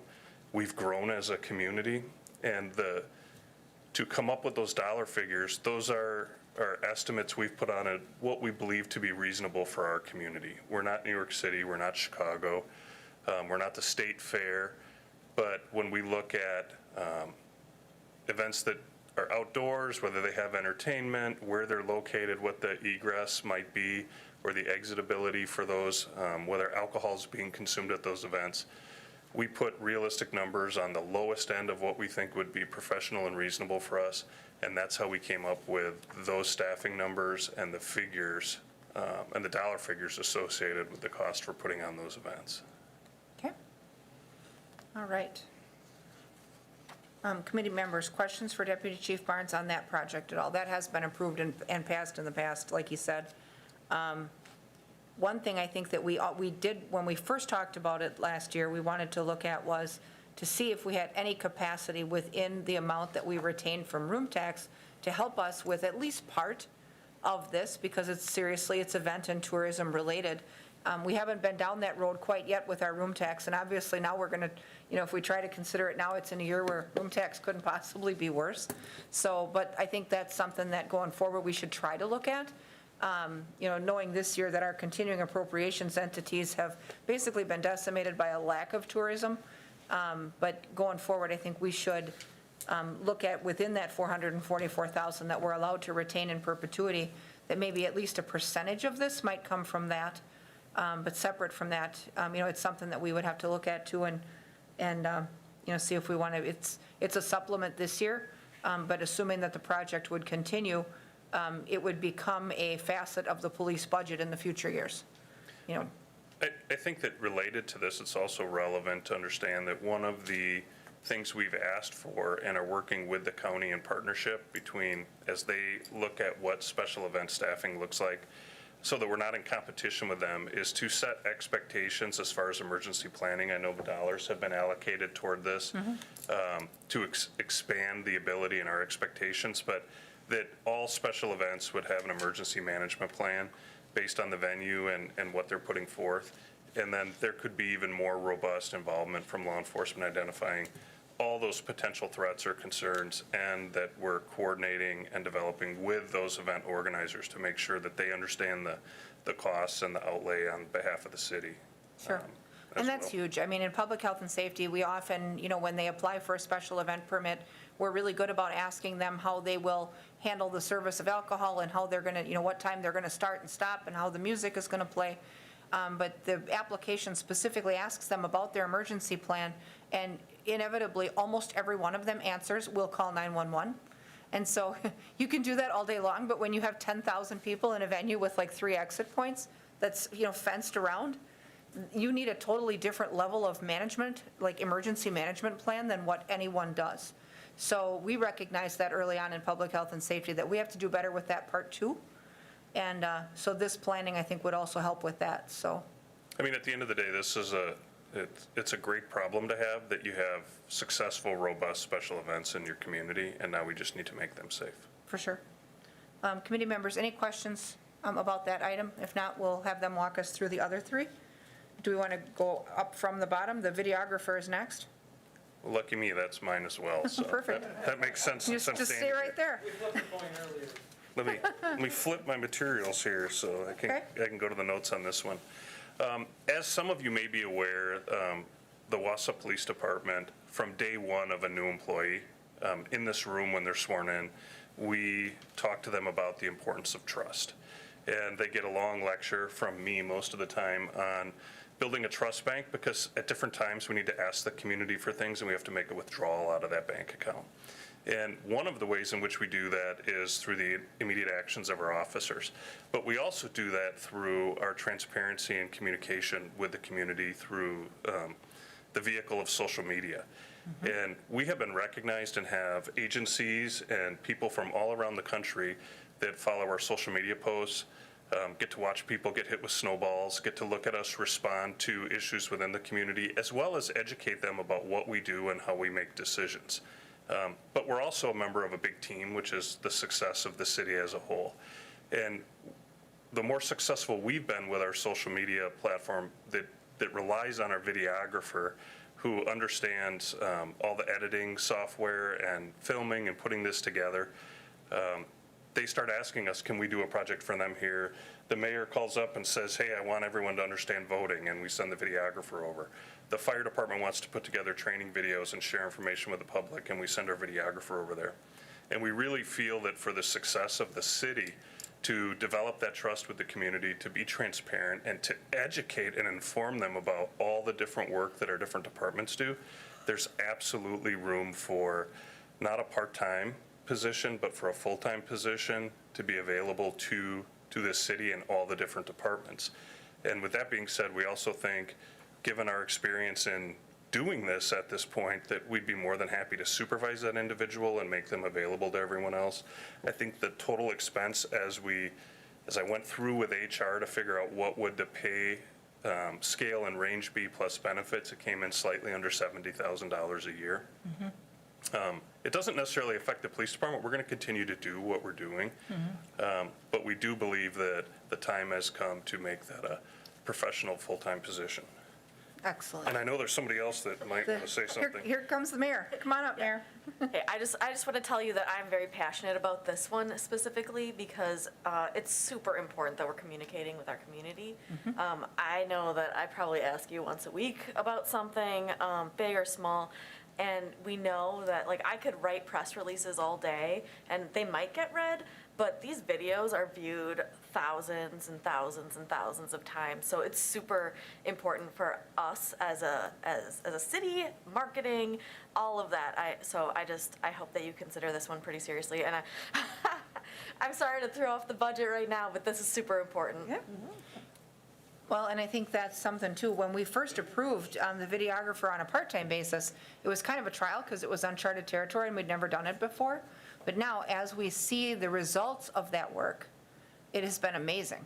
And, you know, we have had in the past trouble communicating with the public in a way that they want to be communicated with. I think it's important to meet people where they are. And so to sit and read a print newspaper and, you know, read a press release or, you know, maybe sit down for a half hour at 6 o'clock and watch the entire newscast to get that message, people may not. And so if they can watch video on demand, or if they can, you know, catch up with a Facebook post or something on a, you know, page that they follow, it's just that much easier. And at least what I've seen from a video standpoint, all of our departments are engaging better with the public than they ever have. I mean, whether it's, you know, how does snow plowing get done, or what are all these tools on our, you know, police vest for, or, you know, here's the, you know, crew number 3 out with the aerial, you know, practicing. All that's happening every week. And, you know, I think that's really valuable. That's probably part of the reason that our community has a different relationship with law enforcement than a lot of communities in our country have. So. That's a great point, and that's what we'd like to see for the city as a whole. And I would just add that the side benefit that's available and has been utilized by some other city departments is the ability to use video in an RFP process to clearly explain to potential vendors what we have available and what the project is that we want done. to be able to show space and explain in person and on video and just attach them to a link. And then also the ability, at least within fire and police, and this may be true for other departments, to use that videographer to create training videos so that all our communications with our staff isn't always via sending out a blanket email to everyone. It can be done at a much higher level, and it can be recorded for future new hires or for people that missed a training as well. So we found tremendous value in that. Excellent. Okay. Thank you for that. Committee members, any questions about that? Go ahead, Mike. It refreshed my memory, because I remember that when this whole videographer process started, it was initially, the services were provided by a sworn officer, and then we created a part-time position in the department.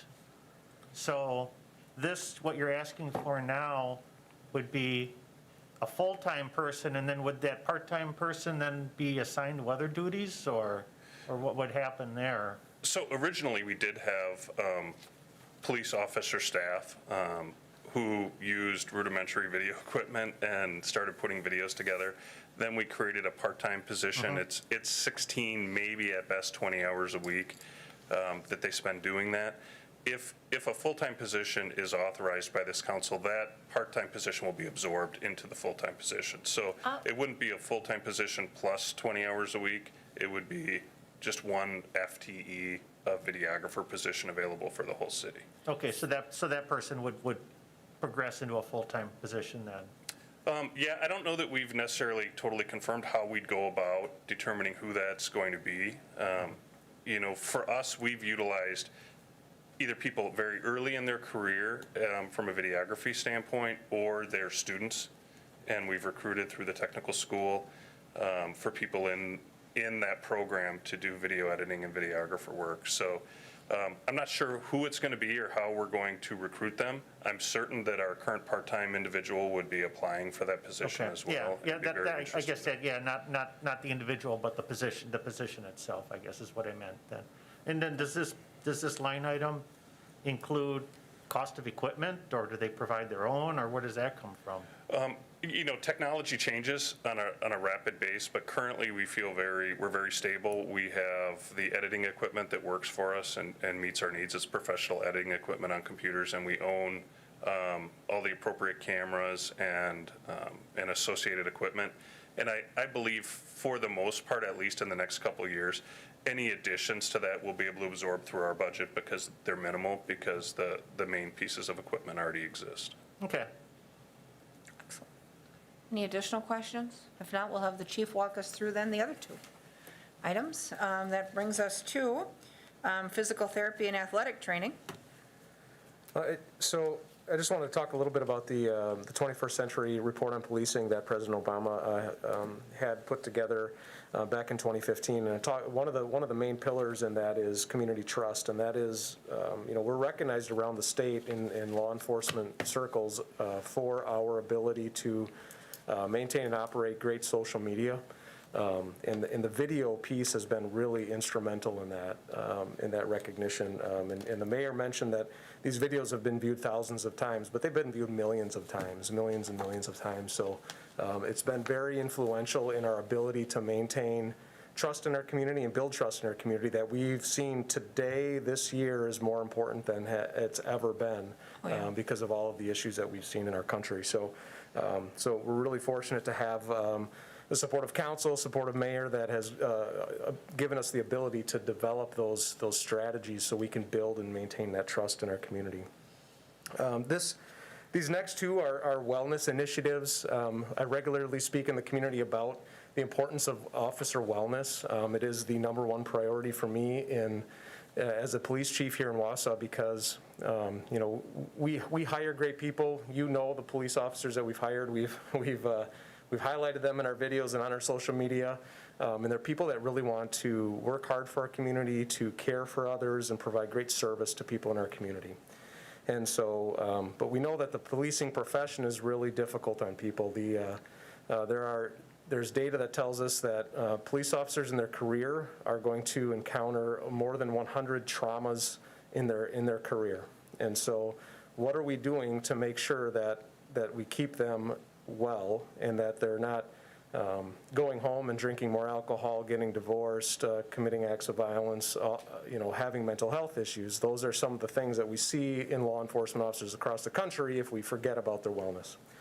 And so these initiatives are really important to me because right now, if you look at our budget and you say, what's most important to the chief, you won't see wellness in our budget. You see a couple of bucks a month from each officer that goes to EAP, but all of the other health initiatives, wellness initiatives that we do, we've gotten either for free or through grants from foundations or our lodge has initiated. So we've done a lot around wellness, but we haven't spent any money on wellness. And so these initiatives are really important in that vein. The physical therapy and the athletic training for $25,000, we actually did expend $20,000 this year on that physical therapy. It wasn't put into our operational budget. It was not authorized in last year's supplemental budget process, but we did get that authorized through carryover expenditures. And so that physical trainer has been in our facility about 10 hours a week since probably May or June. After the initial COVID strike, she's been at our facility. And so that program allows us to be able to provide physical training to our officers so that they're in better condition, they return faster from injuries, it helps offset work comp costs. We had an officer who had an off-duty hamstring injury and was going to be out for 2 months as a result of our physical trainer able to get that officer in to see a physician the next day and provide a plan for treatment. That officer was able to return to work in 4 weeks instead of 8 weeks, which saved us just in that one case about $8,000 in backfill for overtime costs. So you can see there's a significant cost benefit to us for that service. And then the other service would be a new cost, and that is it's listed as annual mental health evaluation. That's probably not the right language that I use there. It's a check-in. It's a mental health check-in with the psychologist. It's not an evaluation. It gives officers the ability to go in and talk to a therapist about the traumas that they've experienced on the job. They can talk about stuff that's going on at home. That isn't something that gets reported back to me, so it's not an evaluation that's checking their mental health and evaluating them. It's a check-in. And so that is a really critical service for our staff because they experience so much trauma. If you know, this year's been tough in a lot of different ways, but, we had an officer-involved shooting back in January. Our officers still talk about that on a regular basis, the impact it had on them. And it's not just the officers that are involved in the shooting, it's everybody that was there. Our deputy chief was there. It impacted him at a level. So it's a really critical thing. It really helps our officers understand that it's okay to seek mental health treatment. It's okay to see a therapist, and it's mandatory, so everybody does it. And so it's a really critical thing. It's a small cost for a really important service. Okay, well, it's important to recognize that those two things added together are barely over a penny on our mill rate. So that's huge. Mayor? Yeah, I'm sorry. I'm not going to speak about everything, but I just want to speak on these two things. First of all, I think the mental health check-in is super, super critical right now.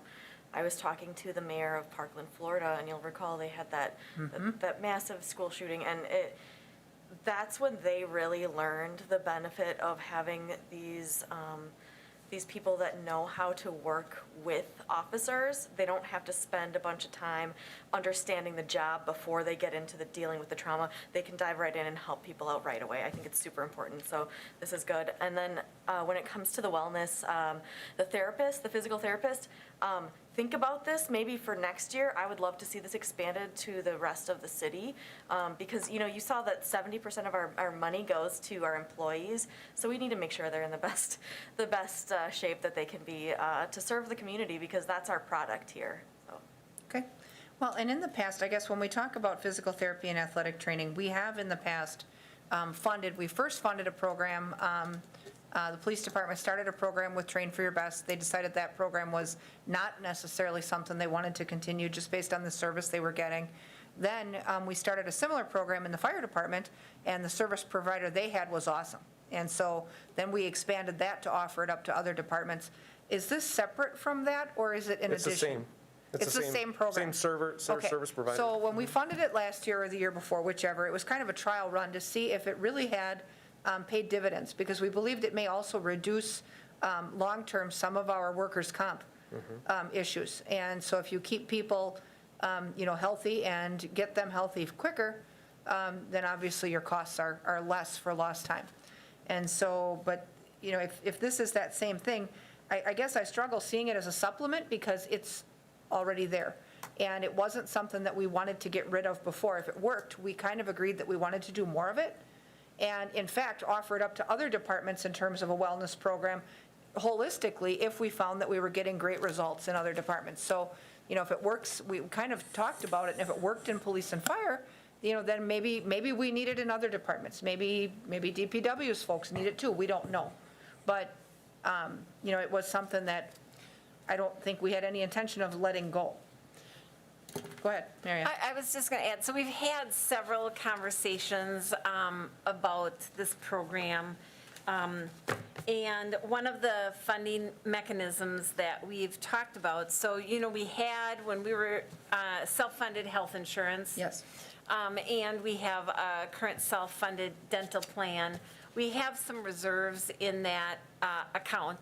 And so one of the things that we had talked about was using those reserves for this program. And, and then stepping it into the operating budget, in a strategic way so that it didn't impact any one given year. So, but the hesitation, I guess, from the Human Resources Department, and they're not here, so I don't want to speak for them, was if you're just targeting one population of the employee base, they didn't feel like that we should use those funds for that.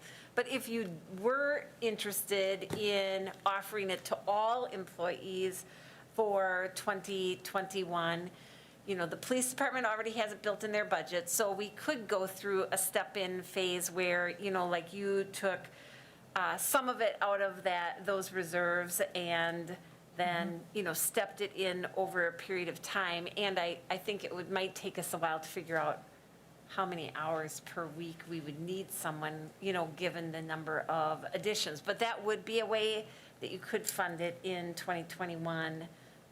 Well, and I could even see, when we talk about the mental health check-in, I could see that working in fire as well. There's times where, they go to calls and you see stuff there that you can't unsee.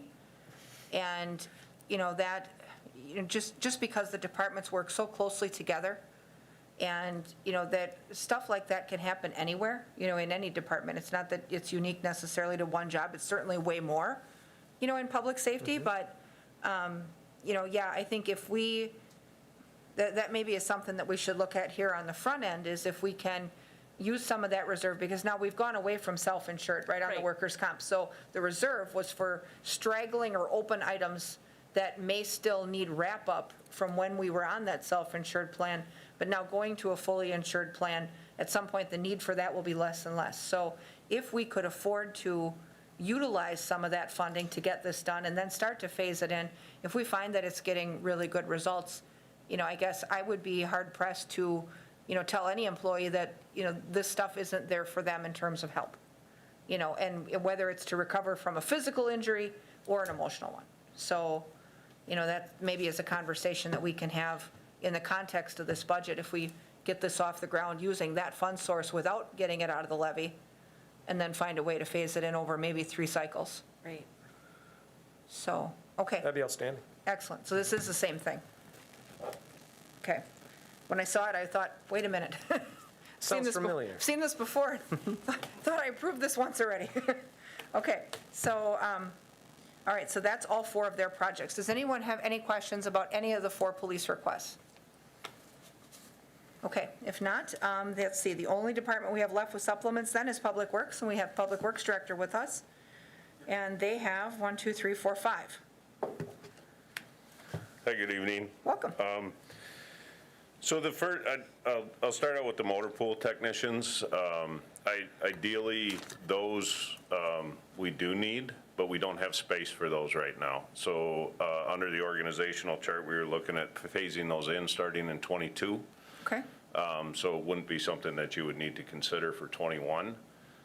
If the facility that we're proposing gets pushed off those additional mechanics may also get pushed off as well. We just don't have the space for them right now. Okay. So when you get down to the second one, that brings me to the contracted services. Because we are shorthanded and because of the service that we need to provide, we are contracting out more and more.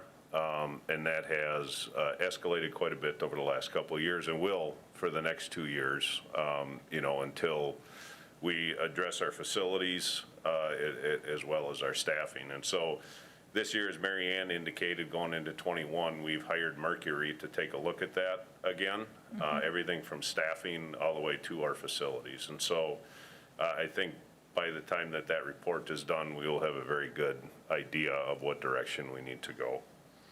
So this contracted services then is to contract out some of that maintenance and repair on the motor pool fleet to outside garages if our guys can't get it. That's correct. Can't get it through. That's what it's That's for. one thing, when we, in CIP, when we talked about the facility study, we knew that until that gets done, that for, somewhere between 1 and 4 or 5 budget cycles, we could see an increase here, just because we don't get the luxury of taking a piece of equipment out of service and leaving it sit for 4 weeks until someone is available to work on it. So, Right. yep, okay, so this would, So that, for us, that'll be a critical service, to maintain the level of service that we need to, Sure. moving through '21. okay, The two-way radios, as you see in the police cars, this is the old Tate radios. Once they fail, we have to replace them. There's no repair on those. And so this $30,000 will move us forward rather than just replacing one car or 3 cars at a time and replacing the radios. This will allow us to replace those radios before they fail. well, and I'll ask you the same question that we asked police and fire, because we learned early on that the Tate product was junk from day one, and that the service for it doesn't exist in this area. The stuff has to be sent in to be worked on. They don't have a shop nearby. Correct. And so when we went with police and fire, we asked them if there was a product that they would prefer to have, and they all have gone back to Motorola, and there's a local point of service for it. So that said, is this $30,000 price for more of the same, or would you be able to, within this line item, get a better product that would maybe last longer? Yeah, we would be replacing those Tate radios with the Motorola's. That's what Okay. we're doing right now, Okay. one at a time, Yep. as we do have funding. So that's what we would do. We just don't want to run the risk of having those radios fail Right. on the street. Well, and are those in the plow trucks as well? Yes, Or- we have okay. some of those in the plow trucks as well. Okay. All right, I was just curious, because, if we can get a better product for the same money, that's more dependable, that maybe lasts a little longer, at least we get more for our dollar that way. That's correct, yeah. Okay. All right, and you have 2 more, right? Let's see. I do. Okay. I'm going to go down to the bottom one, which is the preservation coordinator. Over the last couple of years, between the Park and Rec Committee, as well as many council members, there have been concerns about the preservation of our tree canopy, and rightfully so. It's worth a lot of money. And as we go through these street projects, as we redo sidewalks, as we redo our infrastructure, there are times when we have to take trees. And then I think there are times when we actually damage trees, Yep. that we don't see that damage for 4 or 5 years down the road. The Parks and Rec Committee established, and we developed and they approved a new specification for us for planting trees, for removing trees. They also implemented a maintenance manual for us for how we do our work, establishing, a few years ago, if you remember, we had somebody come up from Milwaukee. Yep. And so that's kind of what we're modeling right now. We don't have the expertise on staff. The Parks Department doesn't have the time to review plans in detail. They don't have time, to be on site during our construction projects to ensure things are done properly. And so what I'm proposing is that we hire somebody part-time. It's a part-time position.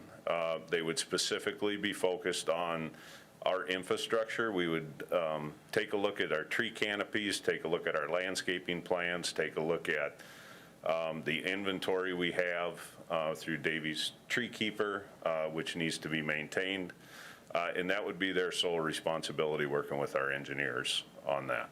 So, So then for each street reconstruction, they would evaluate then the volume of trees that are said to be either, removed and replaced, and then Right. try to mitigate some of that? Is yeah, that- they would try to they would mitigate some of that. Okay. They would also be working with the park forester, because there is a plan for removing so many ash trees. It's thousands of ash trees in the city.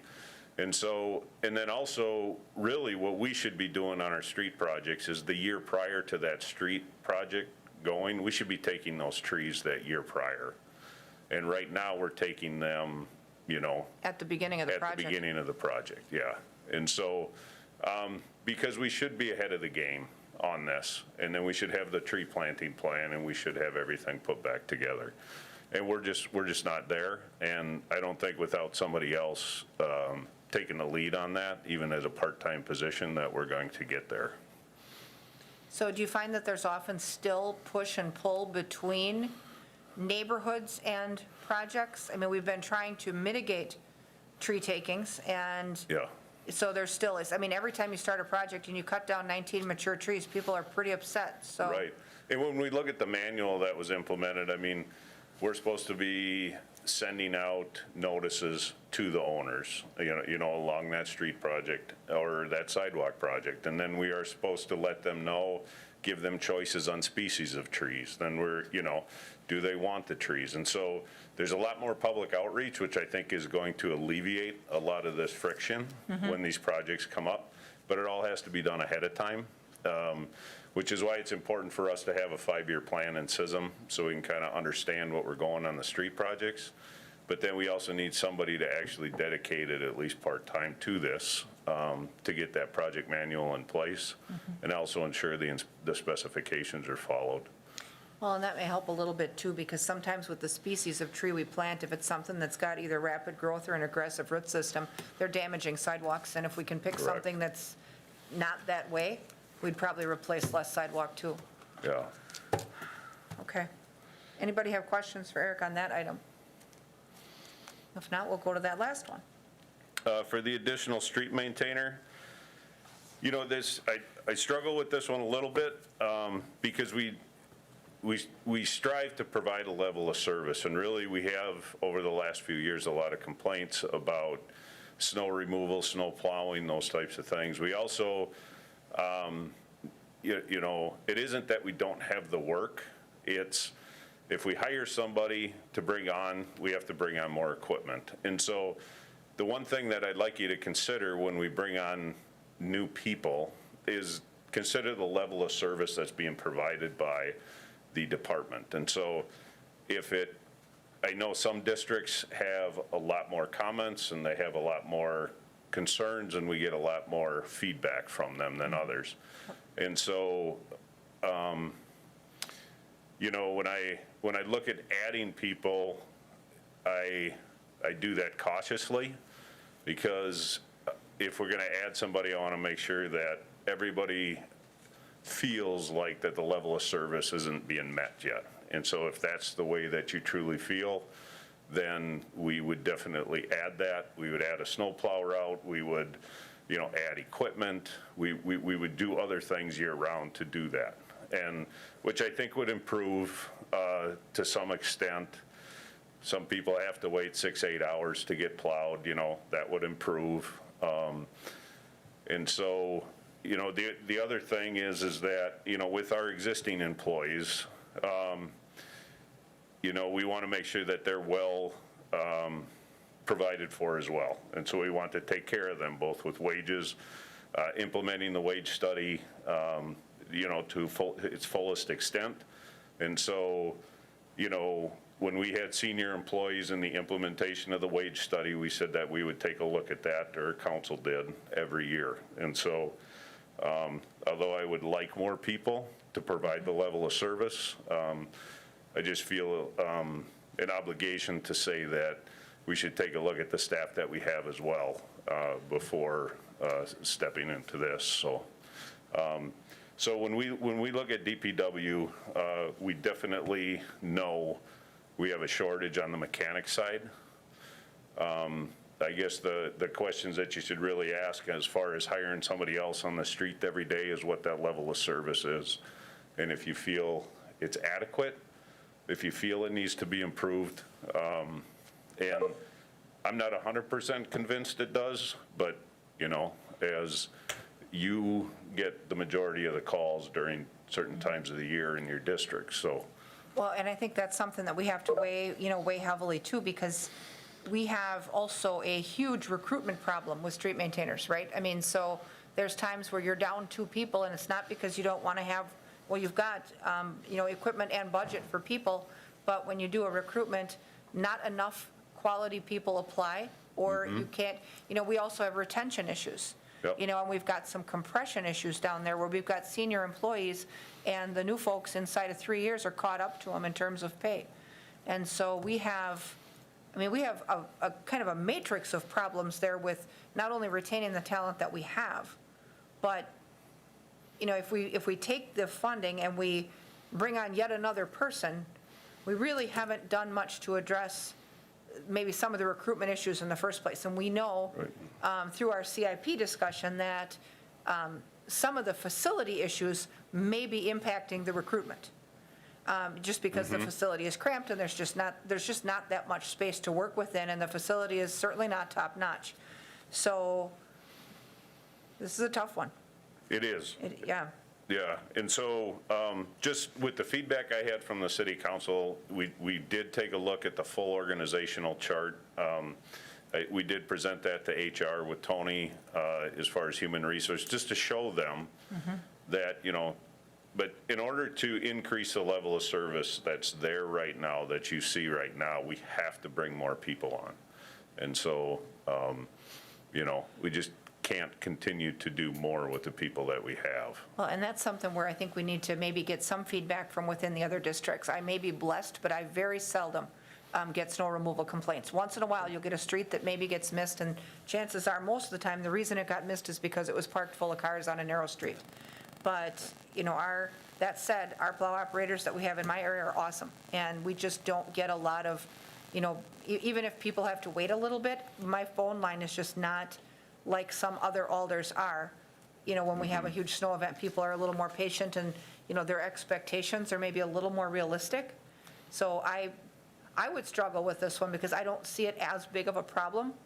But if others are having some, serious issues with continual complaints, whether that's a matter of, shifting other areas to priority maybe, I don't know what the answer is, but whether or not it's more staff, I think we got to have a hard talk about that. So committee members, any questions for Eric on that item? Or any experience that you wish to relay about your thoughts on adding to raise the level of service on the plow end? I mean, do we have enough work to keep that person busy year-round? I mean, we know with snow events we do, but with street maintaining, do we have enough in the summer also for them? I do, on all the crews. I mean, I don't have a problem keeping somebody busy, with the priority work that we have to do. Okay. That isn't a concern at all of mine.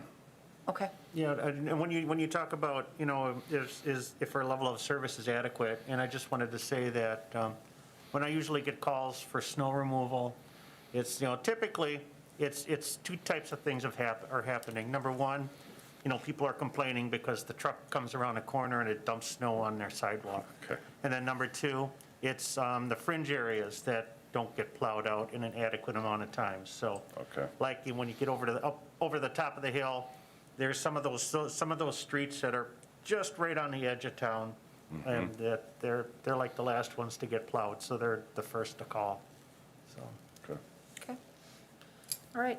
Go ahead, Marion. So Eric did mention that, when we implemented the salary study, all senior employees were entered at basically kind of midpoint, even if they had, enough experience that with the city that they would be higher. And that was done because it was just so expensive to implement it any other way. And last year, meaning in the 2020 budget, we did provide those individuals that were eligible extra step. So, generally speaking, you get your step at your anniversary.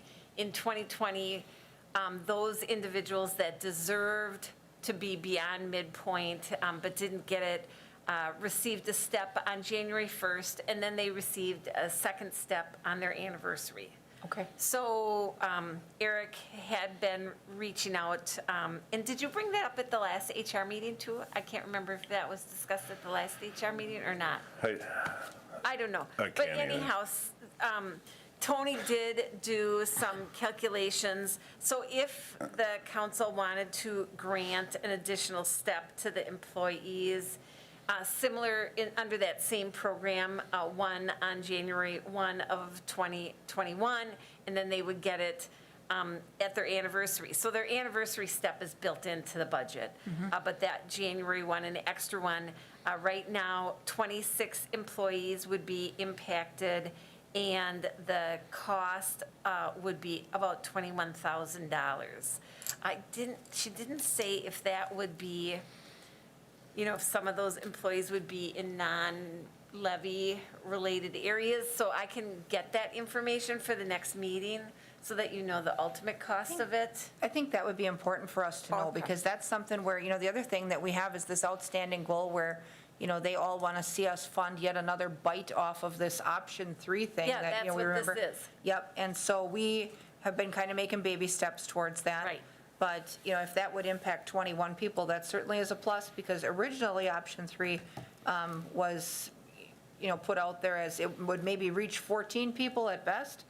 And, one of those people, it vastly differently than the others. Right. And so that's something that maybe we could certainly take a look at, rather than adding to staff, see if we could find a way maybe to better make good on that option 3 promise that we made a year and a half ago. So So we'll get that number for you at the okay, next meeting. and that then also costs less than adding a full-time person, where we maybe can get 2 things accomplished, so. Yeah, that does cost less. Also, will that increase the number of employees at a red line then? Or, Not if they were at midpoint, because it shouldn't put Right. them up to the top. okay. Right. I can That's- find that information Yeah. out. too. We certainly can. The other thing that I think at some point I would like our HR folks to take a look at, and I've kind of been asking for this over time, I haven't been on that committee for a while, but the one thing I was looking for is some threshold within discretionary authority that department heads have, where they have the ability to make some adjustments to keep us competitive. So often, you'll hire somebody, you train them, you invest in that person, and then along comes some community 5 miles down the road that goes, oh, wait, you'll have, the moon, and come to us. And we really don't have anything to compete with. That person may come in and say, hey, I've had an offer from this place or that place, and the answer so often is, well, go, good luck. And, we've made a substantial investment in making that person an attractive employee, and we don't want them to be snatched up by someone else. So I would like to see us at some point have some leeway for responsible use by department heads. So if they have either a new candidate that they need to make some adjustments, to compensate that person based on experience or skill, on the incoming end, I think we have that ability where you could hire somebody a little higher than what the, standard entry level is. But do we have that built into our matrix internally, where you have a person that's been around 10 years, and all of a sudden they get an offer from, the municipality down the street, and then we don't have anything to use to even try to retain that person? That's a struggle for me. Lisa? Dawn? I think in human resource, we've had that discussion, or we've touched on it, and I would suggest that you get back to Tony and ask her, but I thought we had like I said, a discussion about keeping the employees that we have, retaining them, giving them a higher, levels and benefits or whatever to keep them, like you said, rather than have them take a job down the road. But check with Tony now. Yeah, I can do think, that. I do recall having discussions like Yeah. that, but I don't think that anything has made it out of Well, committee. that's the thing, if Yeah. it's gone nowhere, we Yeah. need it to Just like talk get about it. somewhere. I Still guess sitting in committee. we need it to like get here and get to the council so that we have those tools available. Because, I don't want to lose our best snowplow people to Mosinee and Merrill and everywhere else. I mean, that, would love to have somebody that has a ton of experience plowing in an urban setting. We are not training people for other people's benefits. So I would like to see us get that out of committee and get it into a committee that could pay for it like us. So that's going forward. So on the two mechanic situation, do you want us to not even score that then now? I mean, if you have nowhere to put them? Yeah, I don't feel that. I think you can cross that one out. I mean, you'll see it again probably next Sure. year. No, that's fine, but Moving for 22, Then but. we won't Yep. score that one at all because it's kind of a moot point at this point if we don't have a place to put them in. So everybody mark that one off your chart, and we just won't score that one. Anybody else have any other questions about any of these projects for Eric? If not, we should be set. That takes us through all the supplements. Thank you. Thank you. Thanks, everybody, for the long meeting. No problem. And so I think now that our next workshop is Tuesday. Yep. And then we've got one Tuesday, Wednesday, and Thursday. So it's going to be a busy week next week, but we'll get it done. So with that, that's the only item we have. I'll take a motion to adjourn. Motion to adjourn from Herbst, second by Martins. Members in favor signify by saying aye. Aye. Opposed? No one ever is opposed. All right, we'll stand adjourned, and then I will see everybody next week.